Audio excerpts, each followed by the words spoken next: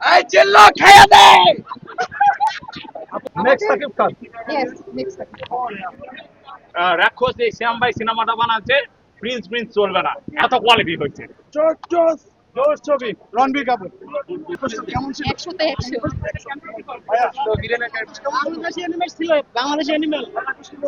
20-এ বিদ্যা 30-এ ধন 40-এ ঢন ঢনাধন, এটা হচ্ছে আমার একটা ডায়লগ আকর্ষণ হয়েছে, আমার আসলে ভালো লাগছে। আর বাস্তবে মুভিটা অনেক ভালো ছিল। চিল্লো খাইয়া দে। এদিকে পুরো খেয়ে দিছে। সিয়াম আহমেদ কেমন লেগেছে? অনেক অনেক দারুণ। সিয়াম আহমেদের ডায়লগটা দিতে পারবেন?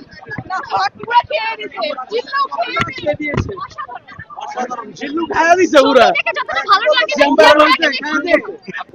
আমার অনেক খারাপ লাগছে, অনেক খারাপ। কারণ প্রথম কথা হচ্ছে যে মেয়েদেরকে অনেক ডিমিনিং করা হয়েছে, এটা আমি সহ্য করতে পারি নাই।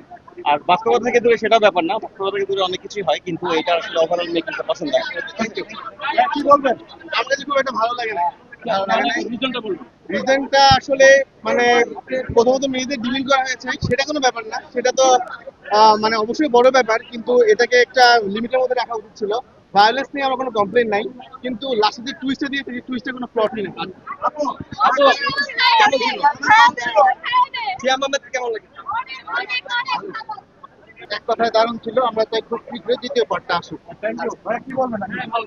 আচ্ছা আপু একটু বলবেন ছবি অনেক সুন্দর ছিল, একটু বলবেন কেমন ছিল? আপু কেমন লাগলো? সিয়াম আহমেদ গল্প সবকিছু মিলিয়ে কেমন লাগলো? সবকিছু মিলে খুব সুন্দর। আমরা খুব হ্যাপি দেখে আসি, খুবই ভালো হয়েছে। রাক্ষস খুবই অভিনয় অনেক ভালো। আসলে রাক্ষসের মধ্যে হয়েছে।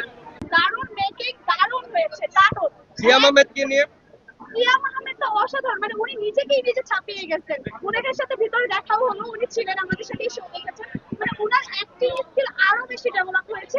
উনি নিজেই এখন নিজের এখন হচ্ছে তুলনা, উনি নিজেকে ছাড়িয়ে গেছেন। সিয়াম ভাইয়ের সাথে দেখা হয়ে গেছে, চিল্লাও খায়া দে, পারফেক্ট।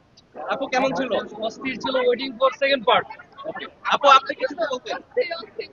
সিয়াম আহমেদ কিন্তু অসাধারণ মুভি ভাই, কেমন ছিল? ভালো ছিল।